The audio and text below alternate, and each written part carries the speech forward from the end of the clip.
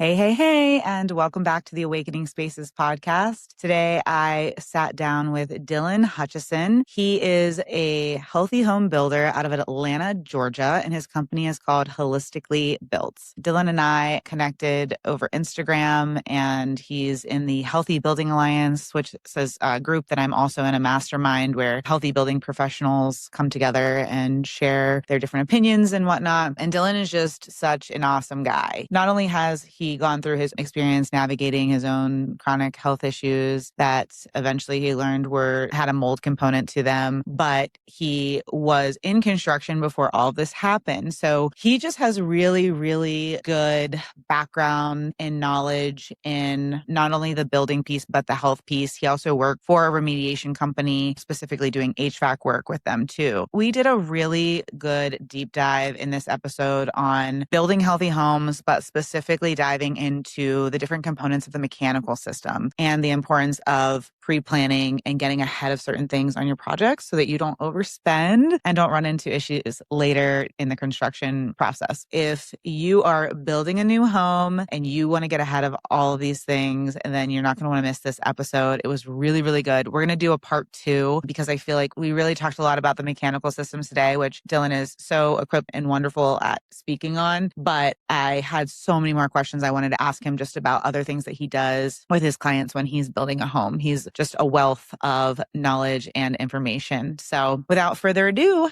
let's dive in. Well, welcome to the podcast, Dylan. Thank you. Thank you for having me. We've been talking about this for like some time, haven't we? We have. And I feel like the first time we ever connected, we basically could have recorded that whole conversation and just posted that. I don't even know if I had a podcast at that point, but I knew that when I did have a podcast, you were going to come on because I just love what you're doing. And so before we dive in, I would love to just hear from you, like who you are and what you do and how you got into the work that you're doing now.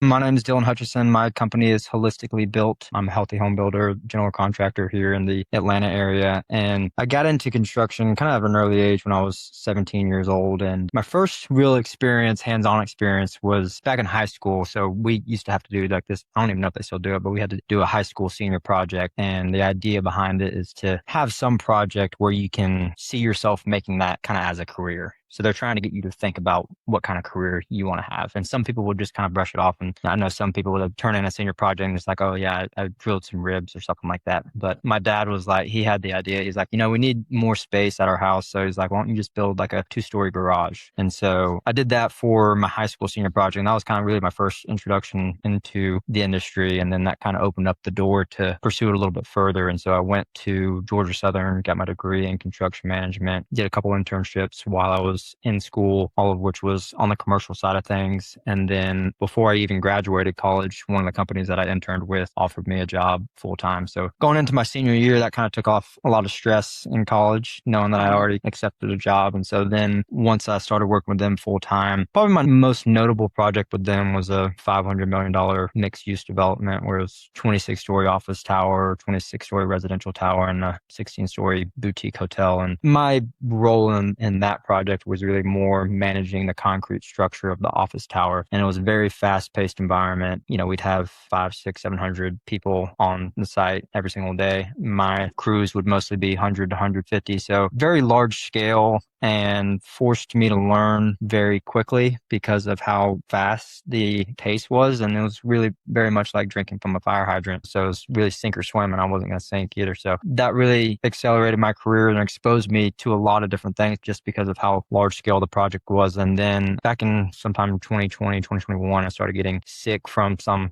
kind of mystery illness that I didn't really know what it was at the time. And then, several years after that, was able to figure out that it was, I think, kind of a combination of things, but mostly environmental exposure from mold. And so went through that whole journey, and it took me really probably 2 years to even start getting any answers, just going to all different types of doctors and the whole gamut of the whole Western medical community. And it was actually an energy healer who told me, she was like, I think you're dealing with mold. Then I just kind of started looking around and going down that rabbit hole. I'm like, yep, you're right. And kind of to backtrack a little bit. So after a couple years just trying to fight through it, I got to the point where I was just like, dude, like I can't work anymore. Like I can't can't function, can't think straight, can't think clearly. Like my head hurts all the time. Like I've acid reflux and gut issues, all these things, right? And so I was like, I need to take some time away from work. And my superintendent, I went into his office. I was like, dude, I can't do it anymore. I don't know what's going on. Like I've been going to all these doctors. And he's like, yeah, I've been preparing for this conversation because I know like you just are not yourself. And so he had already basically reached out to the HR department and they had already had my medical leave set up. So I went on medical leave for 6 months and that I was very fortunate because I was able to get all of my pay because, I mean, the company's very much like your husband. Your husband works for DNR, right? Yeah. So, EPR, yeah. Yeah, very, very similar company who your husband works for. So I was able to get full pay for 6 months. And then after the 6 months, I was either go back to work or go on long-term disability. And I hadn't made any progress really. And so ended up going on long-term disability. And that was a whole debacle because it was through a private insurance policy that the company had on me. It wasn't like government disability. So, name a game of insurance is just deny.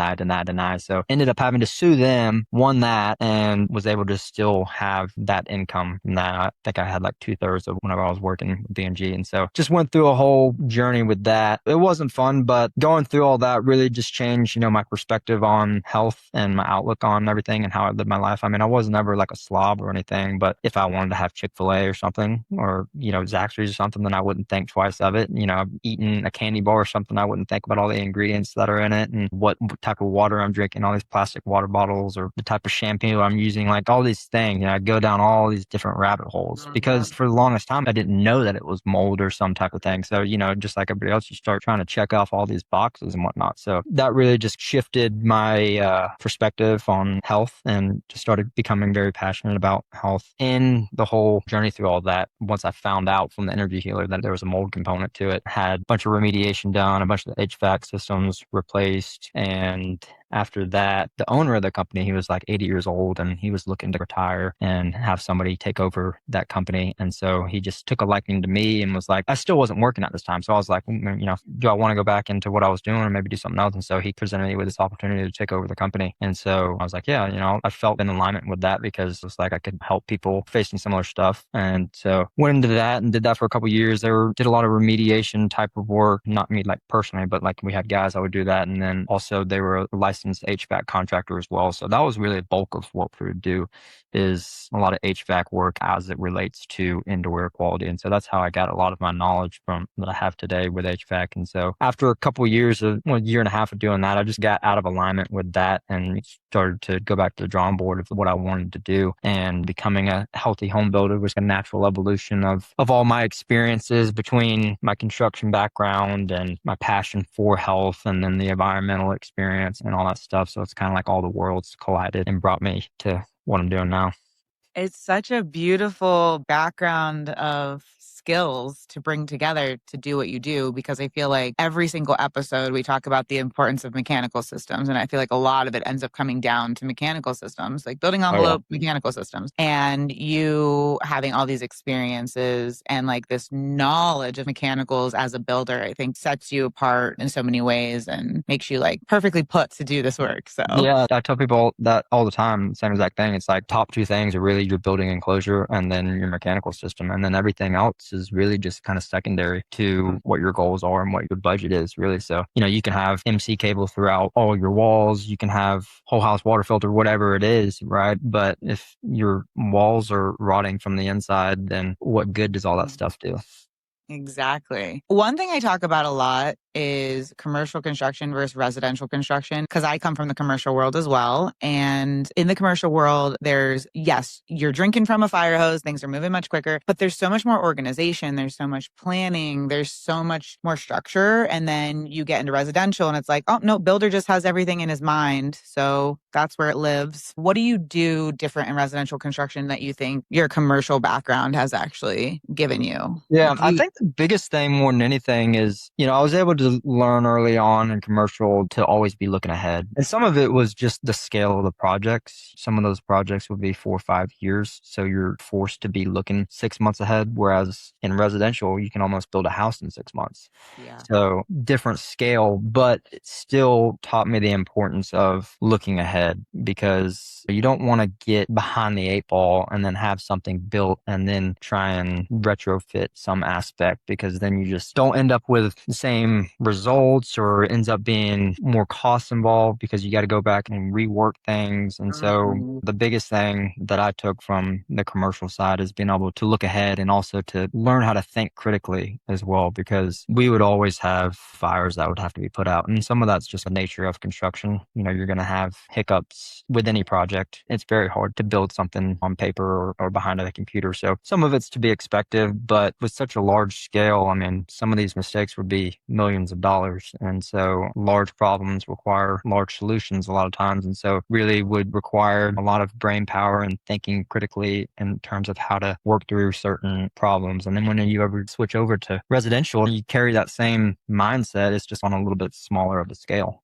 Yeah, because one of the big things we wanted to talk about on this podcast is really helping people understand how to plan ahead and how important that is. So, what are some of the things that you think, or maybe you're even seeing, where if you're building a house, you should really be thinking about it sooner than the standard residential process is thinking about it? Yeah, I mean, I think the best example would be your HVAC subs. They oftentimes get neglected.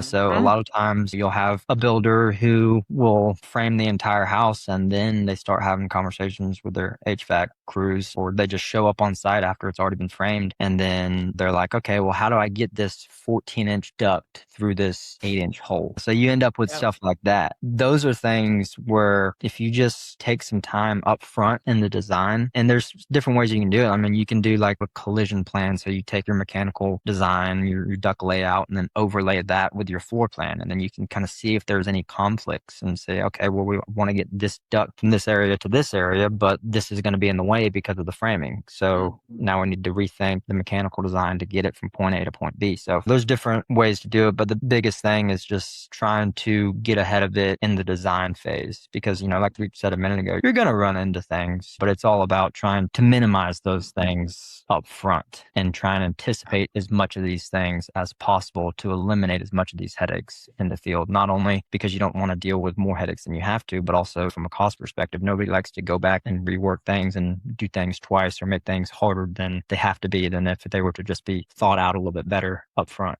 Yeah, I encourage all my clients that we bring the mechanical engineer in as soon as possible. Like as soon as we start designing the plan, as soon as we start laying out walls, even, because what I see happen a lot is if I get brought into a project after the 2D schematic design floor plan has already been laid out and they're like, yep, we love this layout. Next thing you know, I get pulled in. We realize, oh, there's no mechanical room. Yeah. Where are we even putting this equipment? And then that leads to like the next conversation. And if you bring your mechanical engineer on sooner and you share what your goals are for mechanical, then you can plan for that space that you need for those different pieces of equipment, and it makes it so much easier and so much less expensive, especially on consultant fees and design rework even, Exactly. Yeah. Mechanical is a huge one. Is there anything else that you're seeing that you're like, we need to be planning this in advance? Yeah, I mean, just trying to incorporate as much forgiveness into the architecture as possible. So a good example would be if you have like a window on a gable end wall that's on a first story and it says a 3-story house, so your overhangs are 20, 30 feet up in the air, or whatever it is. I mean, those first story windows are going to see a lot of exposure to the elements. So thinking about that and then say, hey, maybe we put some type of like awning over this window to help prevent all this bulk water. Because, the overhang 20, 30 feet up in the air, it's not going to do anything for you. So thinking about things like that up front, your roof geometry as well, that's a big one. I mean, nobody wants just a square box house, but at the same time, you start adding all these different pitches and switchback roofs and all these valleys and whatnot. It's not to say it can't be done, but you add complexity to it. And a lot of times that adds cost. Not only that, but there's kind of more room for things to go wrong. And so there's a lot more oversight, so to speak, and things like that would be things that I would look out for, just trying to give as much forgiveness into the architectural design as possible. And like your lighting, for example, like how are we orienting the house? Most people, I think, know like the sun sits up at a higher solar angle in the summertime than in the wintertime. So in the summertime, you want to bring that in through, or you want to shade against that. And in the wintertime, you want to bring that in, take advantage of that free energy. So not just designing for aesthetics, designing a pretty house, but also a house that's going to be resilient against all the forces of Mother Nature.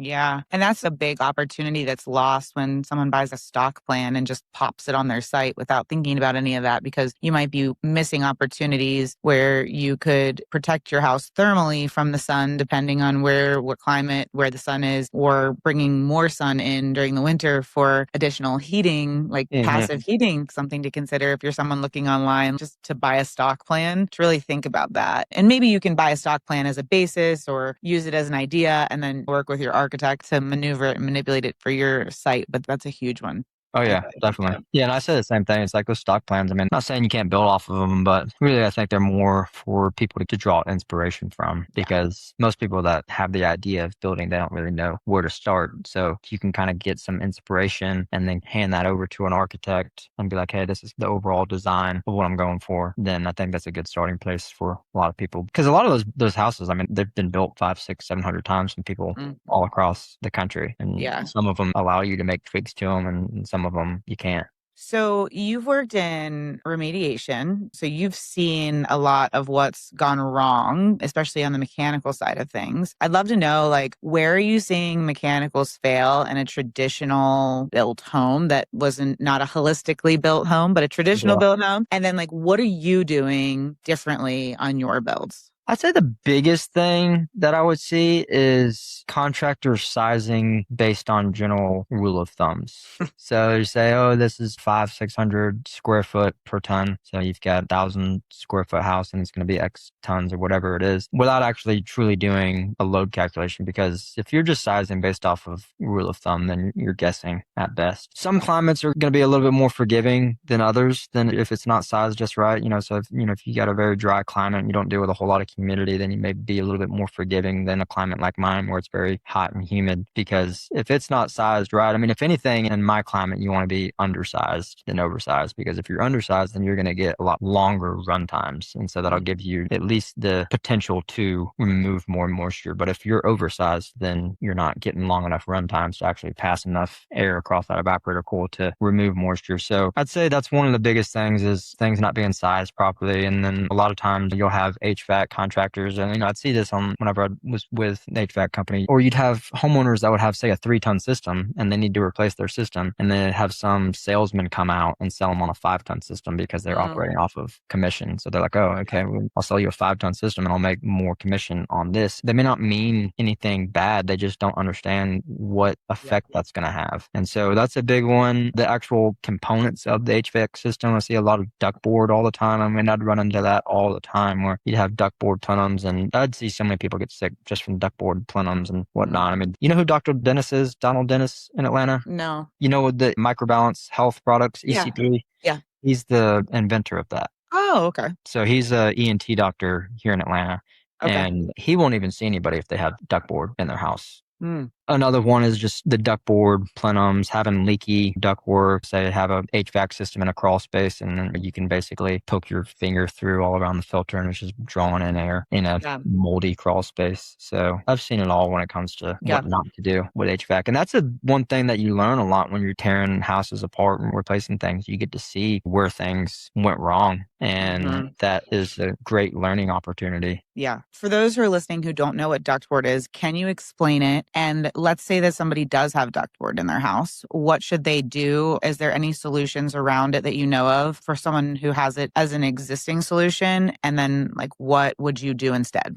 Yeah, ductboard is like a fiberglass type material. It's basically just fiberglass. So instead of sheet metal, it's basically just fibrous material that can absorb any type of dust particles that are passing through it, and it's going to retain moisture as well. And so when you combine those two things, then it's just a playground for mold and other microbes to have a feast on. So I've heard of some people sealing it. I don't know how effective that is. So that is an option, but I guess it just depends on, is it already contaminated? I wouldn't do it if you've already got a mold problem within the ductboard. If you've already got a mold problem within the ductboard, I would replace it. I've done that plenty of time. We're tearing out ceilings and stuff like that just to get to it. So it can be very expensive just to be able to get access to all these things. But if I were to consider sealing it, then I would only approach that from a standpoint of trying to seal all the fiberglass. so that the fiberglass can't get dispersed into the airstream. But I wouldn't really trust that to stop any type of mold, mycotoxins, other biotoxins from actually entering the airstream. I'm not too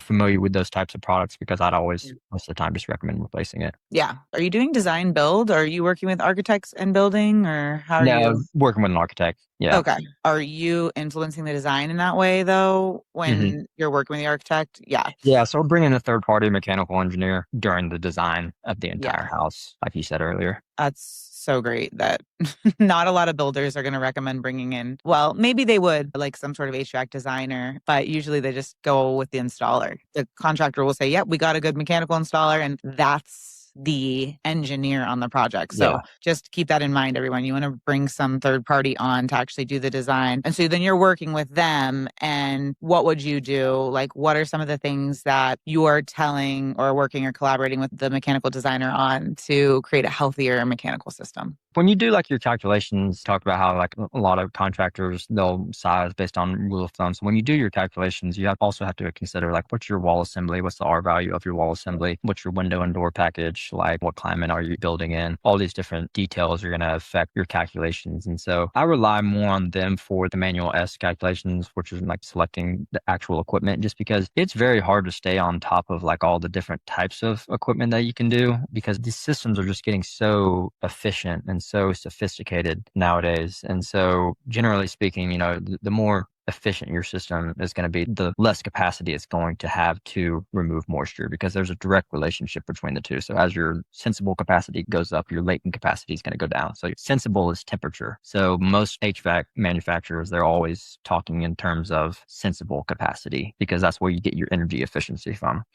So it's kind of hard to keep up with all that stuff. And you have to get it into a lot of like the performance data in order to really know what type of equipment is going to be best for a house. So I kind of leave that up to the mechanical designer to just tell me based on your calculations, what's the best equipment that's going to fit those calculations. But other than that, once I have a good load calculation and I know what equipment is to be done and I have the duct layout, then I can take it from there. And a duct layout isn't really always going to be like a Bible because it's very hard to build a house sitting behind a computer or on paper. So you may think that a duct's going to go right here. And then you get into the field and it's like, oh no, it needs to go 3 feet to the right or to the left. So really just for me, I like to have just the calculations, manual J, S, and D, and even a T. So a manual T is when you're sizing all the registers. Once I have all that, then I can just execute everything in the field. But I don't have the software to do all the calculations and the knowledge to know how to get all those calculations done. Yeah. Let's talk about registers because that's not something I've talked about on a podcast before, but I know that they can dramatically impact the static pressure on the system. So are there floor registers or wall registers or registers in general that you prefer over other ones? I did a workshop where we did some testing of registers and like the really nice decorative wooden ones that go in the floor.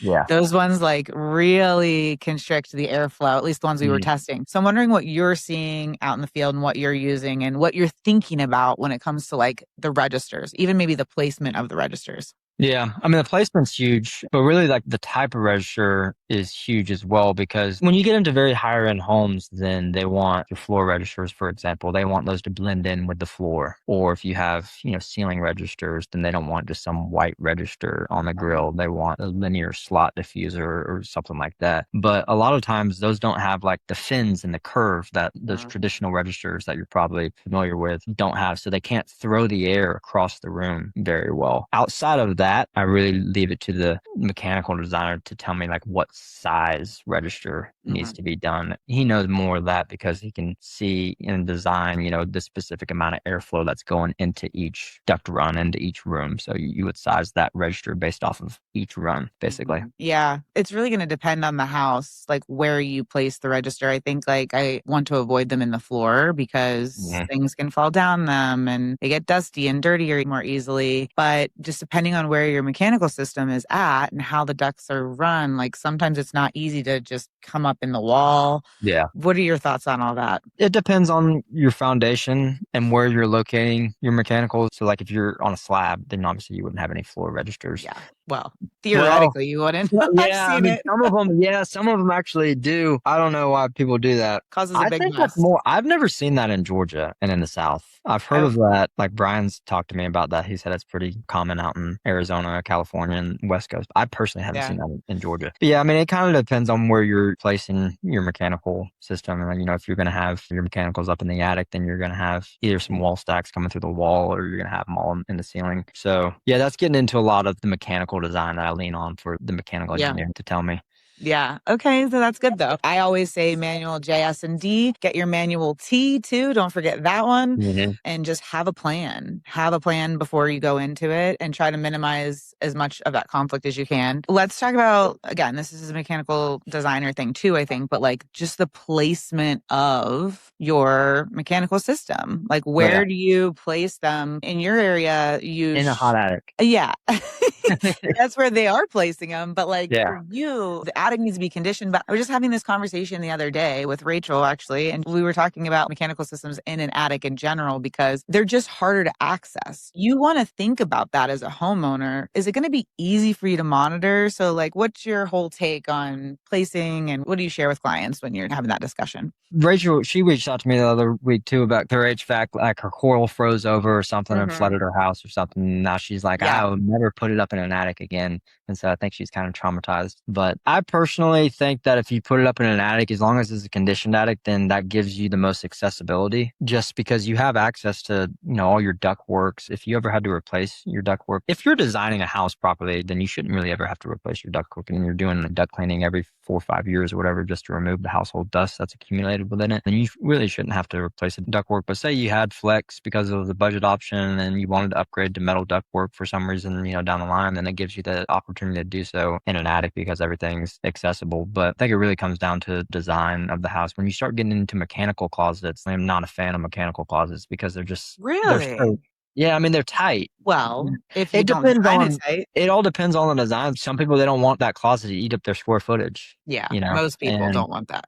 yeah. And then even then, a lot of times you're having to use dedicated chases and stuff. And so you see some of those chases and I mean, they're finished with drywall or whatever they're finished with, but you see those chases and some people from an architectural perspective don't want to see those chases. I think it's just kind of harder to get ducts from point A to point B when you're doing Mm-hmm. a smaller mechanical closet Yeah. somewhere, but it's not saying it can't be done. And then you get into the conversation of like, if it's in the floor system, then we're going to probably have to do, open web trusses or TGI trusses with some type Yeah. of, dedicated chase in there. So you can do it in a mechanical closet, but the biggest thing more than anything is just making sure that it's in the conditioned envelope. There's ways to make the design work, whether it's in a mechanical closet or an attic, but the biggest thing is just making sure it's in the conditioned envelope. Yeah. I always think about that. Like, honestly, basements and crawl spaces get a really bad rep for good reason. Yeah, But I think if you're building a home from scratch, there's really good ways to do crawl spaces and basements, and they can be done well. And absolutely. basements, I personally would love to just have an unfinished, clean basement that's well designed and put my mechanical system down there because I think for me, I would rather walk down steps, check my equipment, be able to service everything than have to like climb up a ladder and like get Yeah, through a hole. And then if it leaks, it's below. yeah, And then that can have a on drain. concrete.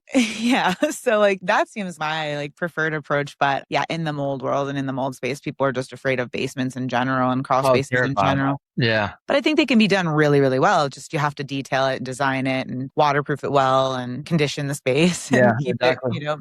Yeah, a lot of it goes back to like what your lot. I mean, some lots just aren't a basement lot, and then true. some lots you have no choice but to do a basement. So Good point. there's that aspect of it, and then there's the cost associated with a basement. Most of the time, you're going to add pretty significant cost with a basement in order to really do it correctly. But I'm with you. I mean, I have no issue with really any type of foundation. All of them can be, whether it's slab, crawl space, basement, they can all be done properly. It's just all about how you detail them. If I were to really do one, like have a preferred way, I think it'd honestly be a crawl space. I'd Hmm. pour a slab, put a crawl space over that slab, and then encapsulate the entire crawl space. So I'd basically have a crawl space on a slab. Or just a concrete, essentially the short basement. Yeah. Yeah.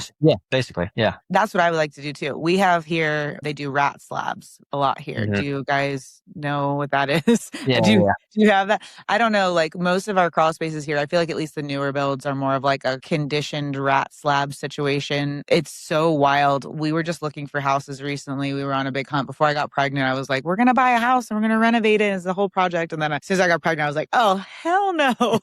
This sounds like a horrible task to take on right now. I'm so happy we stopped. But everything I was seeing out there was like they had basements and then they would have a window into like another room and it was like Oh, a yeah. dirt crawl space. And I'm Oh, like, no. what? How does someone even get into this crawl space to encapsulate it? Those are scenarios where I'm just saying no to the house altogether because the cost of trying to improve that crawl space is like far beyond what we would want to pay. But crawl spaces in general could like be encapsulated, could be done well. It's just the home has to be set up for that. Yeah, exactly. And you raise all your Yeah. flooring, like your first floor flooring, you raise all that up off the concrete so you're not worried about moisture being trapped underneath your flooring. You can put your mechanicals down there. You have access to it. Same thing about your point about if there's ever any leaks, then it's in the crawl space. You may have to clean it up on your vapor barrier or whatever, but it's not going to damage your hardwood finishes or you're not going to have to tear out drywall or something if a leak happens down there. There's ways to detail any type of foundation, but some of it is dictated by the lot. Some of it's dictated by the budget as well. But I wouldn't let that be a deterrent for me. Yeah. Tell us your take on dehumidification as part of the mechanical system and ERVs. And in your area, hot, humid climate, what are you doing on most of your homes? Yeah, I was actually talking to another colleague of mine, Matt Hoots. He's a builder here in the Atlanta area. He's with Sawhorse Design, passive house builder, done a lot of passive houses for several years now. So he's a very, very smart guy. And I was actually just talking to him about dehumidifiers. I have a love-hate relationship with dehumidifiers because sometimes they're really a necessary evil and can be great at controlling humidity. But at the same time, you have to worry about homeowners maintaining another piece of equipment. So you have to worry about them changing the filters. And sometimes, they go bad and homeowners don't ever know about it because the fan, for example, may be running, but say the compressor stopped working. And some homeowners may think, oh, just because the fan is running, then my dehumidifier is still working. But your fan can be running and your compressor is not working. So therefore, you're not removing any moisture from the air because that compressor is not allowing that coil to get cold. I have this thought and conversation with Matt all the time where we're like, try and set a house up to take care of itself as passively as possible to where you're not relying on equipment and homeowners having to maintain this stuff. But sometimes it's a necessary evil. And then also you get into the whole conversation of if you duct a dehumidifier into your mechanical system, how does that change the dynamics of the HVAC system? Because all of the numbers and the engineering behind an HVAC system is based on a very specific airflow moving across the evaporator coil and moving through the system. But when you introduce something external like a dehumidifier that's moving 400 CFMs of air, then you're changing the whole thermal dynamics of everything and the airflow within everything. And that can affect the efficiency of the system. It can affect how well the system can remove moisture. And so I was talking to Matt and he was like, yeah, I just don't think you can do it in our climate without a dedicated dehumidifier. And I'm like, yeah, I think you're probably right. And that's the conclusion that I've came to as well. But I wish there was a way to just have a mechanical system that could take care of the humidity by itself without having to have a dedicated dehumidifier. Because when you add a dehumidifier, you're adding basically another HVAC system to your house. I mean, it's got all the same components. It's got a blower, it's got a compressor, it's got an evaporator coil. It's just all self-contained into one unit. So, I mean, they require a lot of energy and money to run. And it's another thing that has to be maintained. But sometimes it's a necessary evil in order to control moisture so you don't have to have any worry about anything growing. And a lot of it's also climate dependent as well too. Drier climates may not need one as much as I need one here in my environment. Yeah. But it's definitely it's definitely, you can't go wrong with putting one in. I mean, as long as you don't mess up, as long as you don't duct it improperly to your HVAC system and mess up that's ability to not only cool, but also dehumidifier, because HVAC system is meant to remove moisture as well. As long as you don't duct it in a way that's going to drastically affect the performance of your HVAC system, then it's really, in my eyes, a great insurance policy. A dedicated dehumidifier. It just takes energy and money and maintenance and all that stuff. That's the aspect that I get hung up on. Yeah. And that's another thing that you don't want to be an afterthought. Like if you know you're going to use a dehumidifier, plan it while you're planning and selecting the equipment so that you can make sure you select equipment in tandem with your dehumidifier and you're not inadvertently causing, like you were saying, like airflow, pressure differentials, Exactly. whatever. It all should be considered as one piece for somebody who's listening, who's like, oh, thinking maybe I just add a dehumidifier to my home. Those are some of the things you need to look at. Will this system work with the system I have installed? How will it impact the system I already have installed? Nikki Kruger always talks of, well, she did a presentation called No Good Deed Goes Unpunished. Yeah, and this is like a prime example, right? We want to add a dehumidifier to our existing system, but like, how is that going to impact what's already there? So I exactly. think that's such an important piece in conversation. What about like fresh air ventilation? Are you guys doing ERVs, ventilating dehumidifiers? Are ERV. you? Yeah. And Yeah. ERV is another thing that has to be, maintained. But once you get to a certain level of airtightness, then you got to have an ERV because you can't rely on bathroom exhaust fans at that point when you get to a certain level of airtightness because you can start to depressurize the house, backdraft gas appliances if you've got any, which if you've got gas appliances in an airtight home, that's kind of a different conversation. But, those types of appliances, fireplace, if you have one, that's another thing. I don't know why you'd want a wood burning fireplace in a home. I know they're beautiful, but from a health perspective, it's a big no. And then weird things start happening too. If you start putting your house under negative pressure, you start open up a door and get hit in the face because, the whole house is under negative pressure. So there's a point at which you have no choice but to use an ERV. And I've talked to some mechanical designers and all kind of came to that conclusion. But like I said, it's all about, how is that system incorporated? How is it ducted to the HVAC? If it is ducted to the HVAC, I personally think the best way is to duct it independently of the HVAC system. Agreed. And so from an indoor quality perspective, they're great. I think there's a big misconception about can an ERV act as a dehumidifier? And it's really kind of the opposite. Your ERV is going to introduce some level of moisture into the home. It's going to reject some, or it's going to reject probably anywhere from half to 2/3, depending on the specific ERV, but it's still going to introduce some moisture into the home. So how are you then going to address that aspect of things? And so when you're building like, high performance or airtight or whatever, you solve a lot of problems, but you also can create some problems as well. Yeah.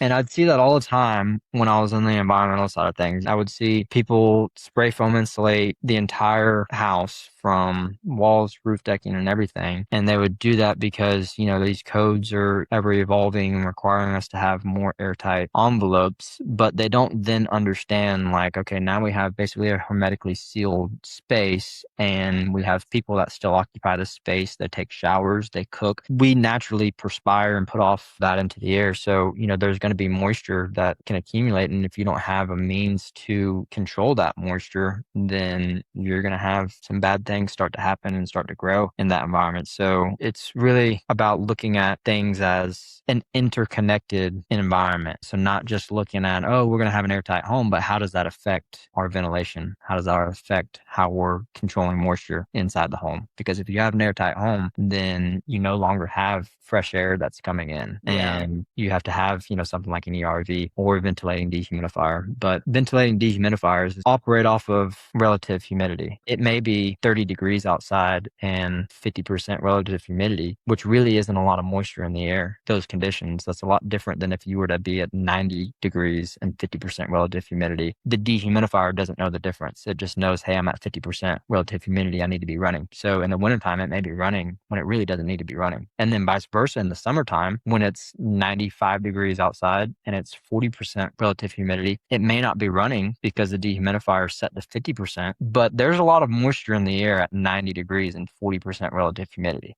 So the dehumidifier isn't really smart enough to know when it needs to run versus not run, because relative humidity is not a good indicator of how much moisture is in the air. Yeah. Oh, that's interesting. So when you're seeing them fail, oftentimes, or maybe this is more so when you're in the remediation space, because now the ones you're putting in hopefully aren't failing.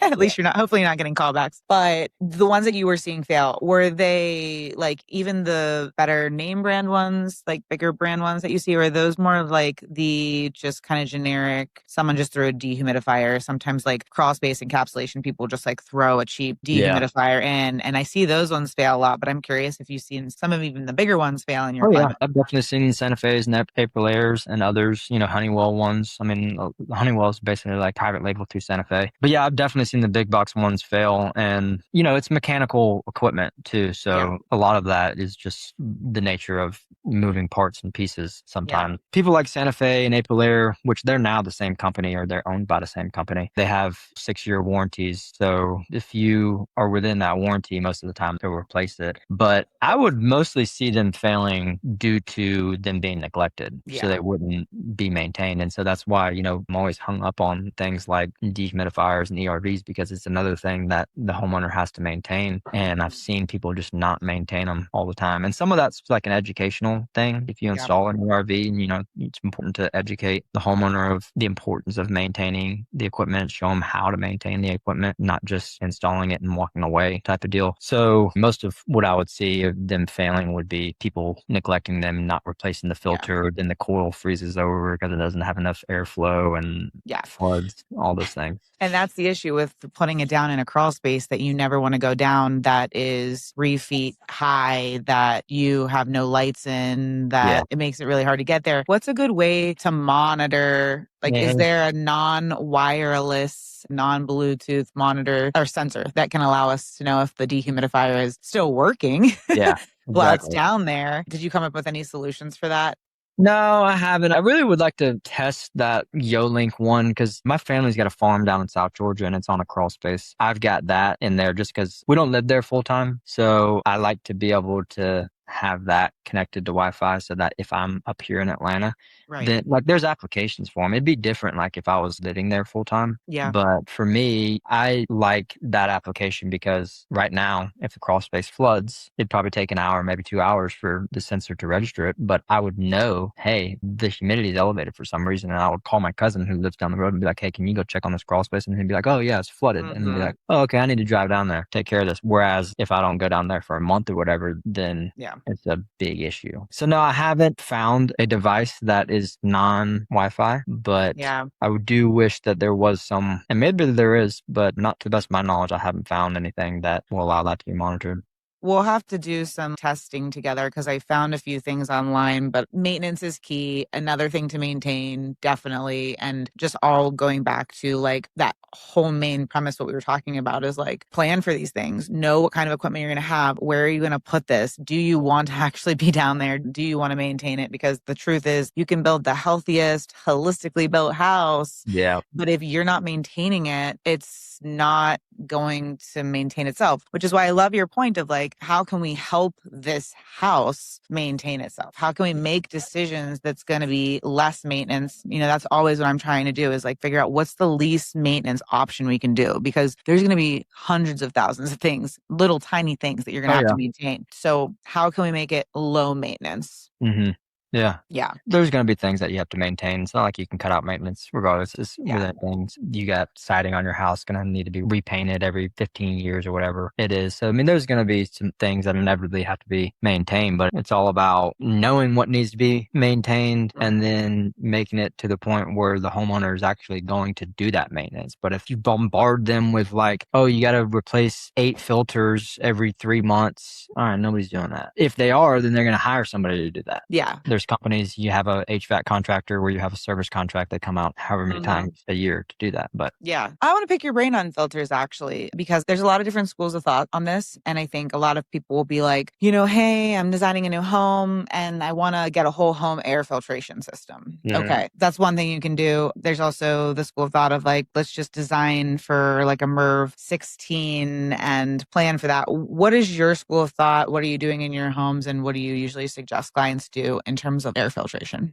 I'd say a MERV 11 to 13 at a minimum. So for those that don't know what a MERV 11 is, a MERV stands for minimum efficiency reporting value. And that's basically measuring how efficient a filter is at capturing certain particle sizes. And so the higher the MERV rating, the more efficient it is and better indoor air quality you should have. So a MERV 11 to 13 at a minimum. When you get above that, then you start have to be a little bit concerned about restricting airflow. Almost all systems, I'd say 90+% of systems should be able to handle at least a MERV 13 filter. But when you go up to like a MERV 14, 15, or 16, then really it's best to have somebody do a pressure drop test to make sure you're not restricting airflow, because you can have a great filter, but if you're restricting airflow, then you're going to create a whole different set of problems. Evaporator coil may freeze over, start leaking, flooding the house, and you got a whole different set of problems. For that reason, it's called the IQ Air Perfect Pro filter. That is just a central filter that goes on the HVAC system. It is MERV 16 in terms of the efficiency, but the pressure drop is equivalent to like a MERV 8 or something like that. Basically, the way that the fibers are constructed within the filter, it allows it to have very ultra low air restriction, but you get very high particle capture. I think it's like 95% efficient down to 0.3 microns. So it's like almost HEPA grade filtration, but doesn't come with the restriction of a HEPA. And the HEPA, is a whole different type of conversation because, a lot of people will have like standalone air purifiers and stuff like that. And back when I was, with HVAC contractor, I'd have like the laser particle scanners and all that stuff. So I could measure the amount of airborne particles that were in the air at say 0.3 microns or 1 micron, 10 microns, whatever it is. I would measure the exhaust air coming out of air purifiers. I would compare that with the intake. So say your ambient air, like at the intake, so the air that's being drawn into that air purifier is say 100,000 particles at 0.3 microns in size. I would take that meter and I would measure the air that's coming out of it to see how well it's filtering the air. And some of them literally wouldn't even change the number. Yeah. But they were marketed as a HEPA filter. And that's kind of a loophole because if the filter is made using HEPA filter or HEPA paper, then it can be marketed as a HEPA filter. It doesn't actually have to meet the definition of a HEPA, which is 99.9% efficiency at 0.3 microns. So it's kind of a loophole. And IQ Air filters, there's some other ones out there. I'm a big IQ Air guy just because, like, if you put the IQ Air Perfect Pro filter on their system, they will guarantee that the air will be 10 times cleaner. Like, assuming you're doing a retrofit because you don't have the data on a new construction to know what the air quality is before versus after. But if you're doing a retrofit, like you're replacing your filter or upgrading it to an IQ Air Perfect Pro, then you can measure the amount of airborne particles in the air and then replace it with the IQ Air and then measure again. They will guarantee as the manufacturer that the air will be 10 times cleaner after installation. They're German made, been around for a long time, tried and true. The standalone air purifiers I've tested, like I said, with that particle scanner, and they always go down to zero, no matter what the count is. So it could be 1,000,000 and it always zeroes out at 0.3 microns. And so there's a lot of different filter options out there, but having one central on the HVAC system is best because you can capture all the air that's moving through the home. Whereas if you're doing it in one room, then you're kind of confined to that one room. And then you also have to size the airflow as well. So really, and I mean, a lot of people don't know this, but if you're putting an air purifier inside a bedroom, you really should be calculating the airflow that that air purifier is putting out. So taking the cubic volume of air in the space, because if you've got 100 square foot bedroom, office, whatever it is, that's got 10-foot ceilings versus 20-foot vaulted ceilings, the amount of cubic volume of air in that space is going to be drastically different. So the amount of passes through that filter is going to be drastically different. And what affects the amount of passes over that filter is the speed in which it's moving the air. So if you've got greater volume of air, you should have a higher fan speed. I don't know if you listened to this one with Alex. He's the Healthy Home Guide on YouTube. And I saw some clips. He does a lot of really great testing on air filters. So if anyone wants to go deeper on what Dylan just said, that's a great episode to listen to. But this is really helpful too. And I do love IQ Air as well. They're a great air filter, but also the one interesting thing about those ones, though, from an EMF perspective, is that those are the highest ones I've measured for magnetic fields. So if you're using an IQ Air, like a standalone filter at least, you want to make sure it's like you're talking about the standalone purifier. Yeah, the standalone. Okay. Not the passive ones on the HVAC. No, just the standalone ones I've measured. And I'm not worried about like the passive ones on the mechanical system because with magnetic fields, those drop off with distance. Yeah. So it's okay that it has a magnetic field. It's just that you don't want it to be like right next to your bed. So for instance, if you're sleeping sleeping with it right next to your head, you probably want to move it away, like move it as far away from you as you can, like in a corner of the bedroom. Just something to keep in mind, because I've tested some people's houses where it's right next to the bed. And I'm like, hey, we can actually solve this problem. You can still get the clean air. Just move it over here and you're going to be Mhm. much better. So something to keep in mind with the IQ Yeah. areas. I haven't measured every standalone air filter, but that's definitely like the highest one. The other ones are much lower, like most of the other ones I've measured. So Yeah. just something to keep in mind. Yeah, I had a friend named Greg Gerard from Shielded Healing. They're like a Yeah. whole home EMF. You know who Shielded Healing is? Yeah. Yeah, I had him come out and do like a whole home EMF assessment, and it's been several years since he did, but he said something about my AccuAir Yeah. purifier putting off magnetic field. But he said the same thing you said. He said, as long as you put it over here, you're fine. Yeah. And I'm like, okay, good. Yeah. It's not an issue. It's just awareness to have. Yeah. Because some people are like get so nervous they want to have the air purifier right there because they think it's like cleaning the air better, like right by their head. But that's not always the healthier option. So And some people like it as like a white noise type of machine too. yeah, everyone's all like, you need to get a sound machine for the baby's room. And I'm like, no, I don't. I got an Yeah. air purifier in there. It's fine. So, anyways, Dylan, this was so awesome. I always end all of my episodes on sort of a personal note. And I'm just wondering if there's like been anything that you've gone through personally recently that's been like an awakening in your life, any like nugget or piece of wisdom you want to leave with listeners. Yeah, I think the biggest thing that I've been working on is not worrying about problems before they become problems. Ooh. So what I mean by that is, say you break your foot, for example. It's very easy for, kind of your mind to go from 0 to 100 and be like, oh my God, I broke my foot. I'm going to need surgery now. That's going to be a $50,000 medical bill. Now I'm not going to be able to work for 6 months. Now I'm not going to be able to afford, all my bills. All these things just start spiraling, right? Mhm. When in reality, you may just go to the doctor and they'd be like, oh yeah, you just sprained it. You'll be fine in 2-3 weeks, right? Yeah. So it's like you start worrying about all these problems before they're actually problems. Yeah. Really just trusting that you'll handle a problem when it actually presents itself rather than thinking about all these downstream problems. It's very easy to go from 0 to 100 when something hits you, right? Yeah, it's so easy to do, to go down that spiral of like, sometimes too, when we do, we actually start to attract more of the negative thing when like in reality, it probably could have just been okay if we just focused on like the actual thing in front of us instead of Exactly. making things up. Are you doing any practices or anything? Or just trying to be more aware of it?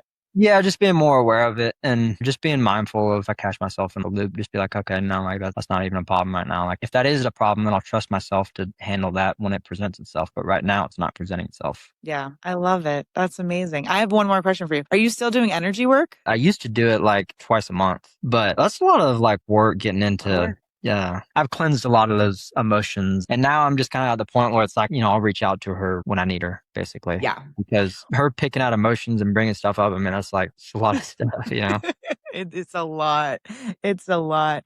What are some of your favorite modalities that you've used in your own healing journey? Oh, I've tried so many different ones. What's the craziest one you've tried? I went to Canada to do like photobiomodulation, which was like, Oh, it's the technical scientific term for red light therapy, but it was more for my brain. And so I went to a clinic in Toronto called the Bioflex Clinic and did that. what do they do? Like, how does it work? Is it a Yeah, cap? Does so it go in your it's ear? like an array type of deal that is flexible and you can put it on like different lobes and stuff and stimulate certain areas of the brain. And Interesting. there's all types of different like red light devices out there. And it really depends on like what you're using it for. So like if you have a tower, for example, like a red light tower, those are like very popular. That's much different use than if you were to have something like what I went to for like an injury or something like that. So like you can use the array, like direct skin contact is going to be more for like deep tissue type of stuff. Whereas Yeah. if you're doing like a tower, that's more like skincare and whole body wellness and maybe detox benefits, stuff like that. But it's not going to penetrate into the tissue deep enough to have that type of benefit to heal an injury or something like that. But I don't know. There's all types of research that keeps coming out on red light therapy. So maybe I could be totally wrong, but No, there's like hundreds of thousands of studies. When I was doing the quantum biology collective to get certified in it, I really just did it for the healthy home piece, just to understand like the health effects of EMFs really. But there's doctors in that group that just have spreadsheets of like, what's your ailment and like light. and Oh how yeah. light impacts that ailment. And so Yeah. it's pretty wild. And I have definitely seen it in my own healing, just like getting outside more and like seeing the sunrise and like little simple foundational habits that have really, really, really helped. Yeah. Light And is stuff that's so free. cool. Yeah. And it's free. Yeah.